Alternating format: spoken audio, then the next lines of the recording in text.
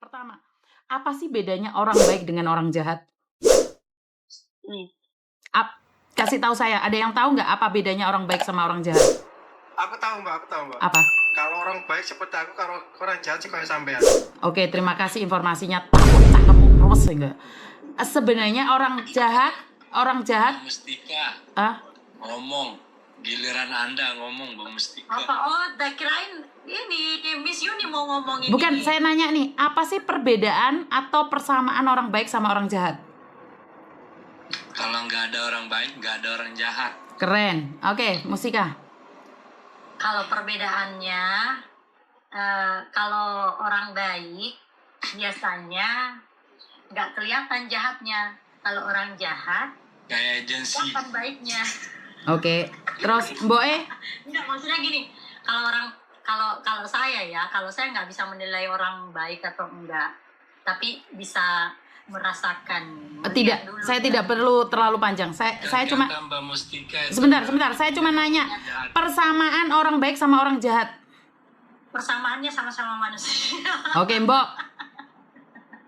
Kamu tuh di dunia ini kalau semuanya baik, gimana bisa dunia ini aman, Bun? Marah udah. Ale, kowe awakmu le. Takut kamu yang ora iso jawab. Persamaannya orang baik sama orang jahat itu apa? Persamaannya sama saling, kalau orang baik ya sama-sama ikhlas untuk menolong.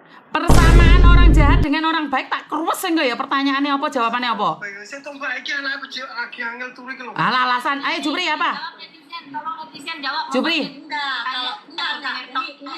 Ini serius ini. Kalau misalnya orang jahat itu biasanya dia berperilaku baik ke orang-orang terdekatnya aja.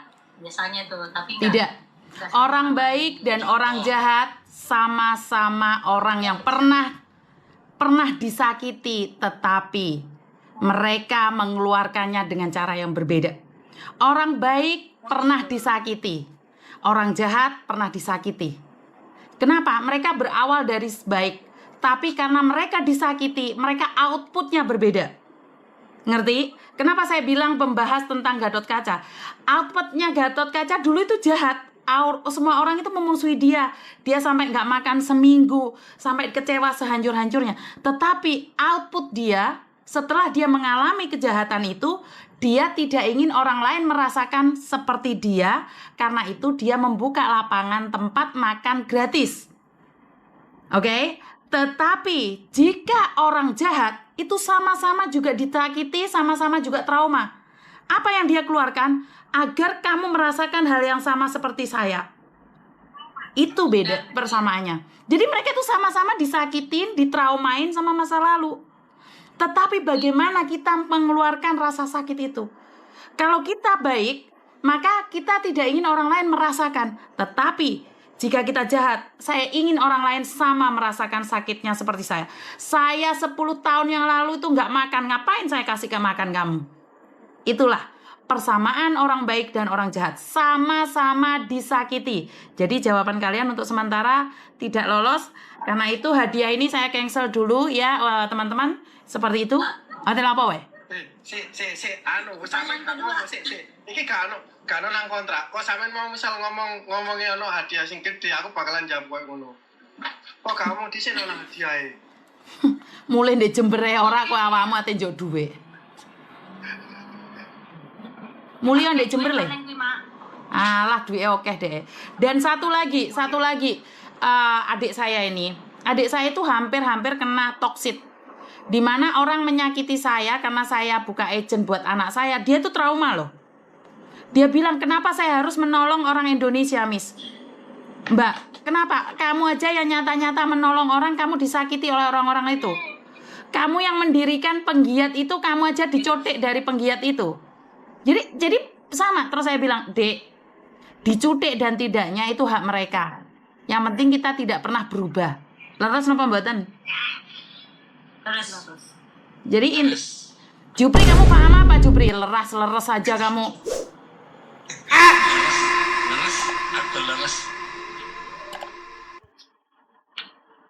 Karena dan ini benar juga ini yang komen siapa ini? Bunda. Persamaan orang jahat ataupun orang baik lama-lama ketahuan. Kalau orang baik itu yang menolong. Kalau orang jahat itu agensi separuh tapi. Nggak bisa. Saya nggak setuju. Saya mantan agensi ya. Saya nggak setuju dengan kata-katamu bahwa agensi. Separuh aku bilang, Miss. Bu, nggak boleh. Karena agensi, apalagi stafnya itu tekanan loh. Satu, bagaimana kamu menghadapi anak yang pura-pura depresi dengan anak yang depresi? Apakah kamu tahu?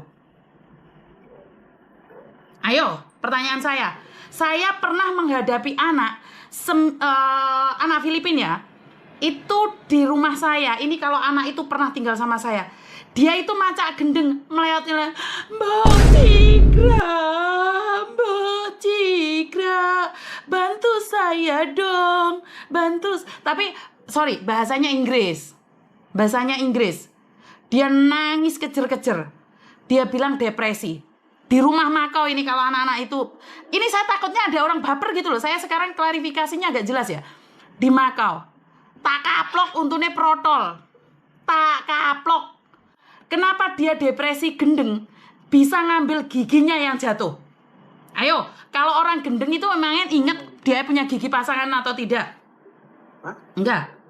Jadi ceritanya dia itu sudah stres, depresi. Saya bilang, oh, karena saya itu suka sekali jadi dukun-dukunan ya. Saya cuma bilang, oh, saya melihat ada aura-aura yang tidak benar ini. Tapi dalam bahasa Inggris, I can see something in your life. Oh my God. Oh no. Kayak aku ngono kuwi.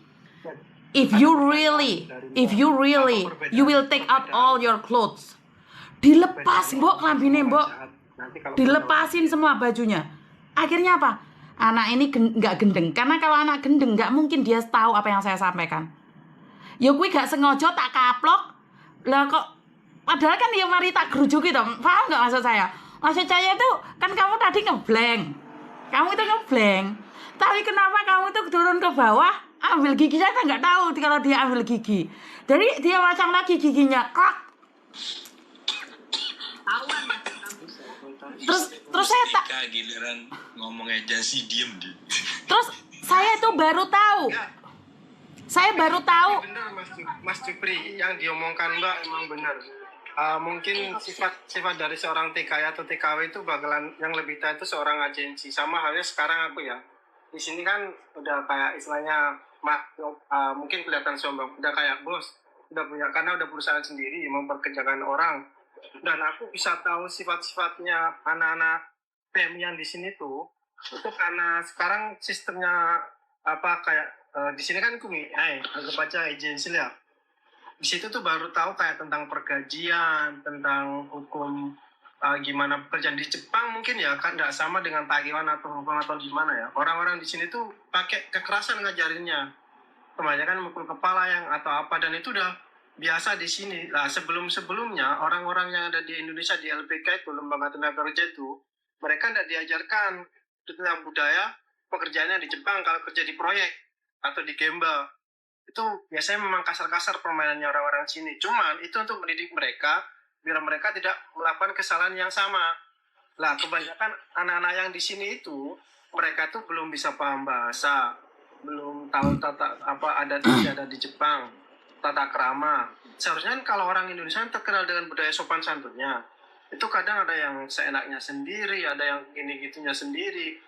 Terus dari situ aku paham, oh ternyata keluhan kalian ini selama ini yang aku terima itu kurang lebih ya 50-50 lah. Ada yang bener-bener memang merasa tersakiti, ada yang cuma nyamar kayak orang gendeng, kayak Mbak. Kalau Mbak Yuni yang bener-bener gendeng, bukan nyamar gendeng.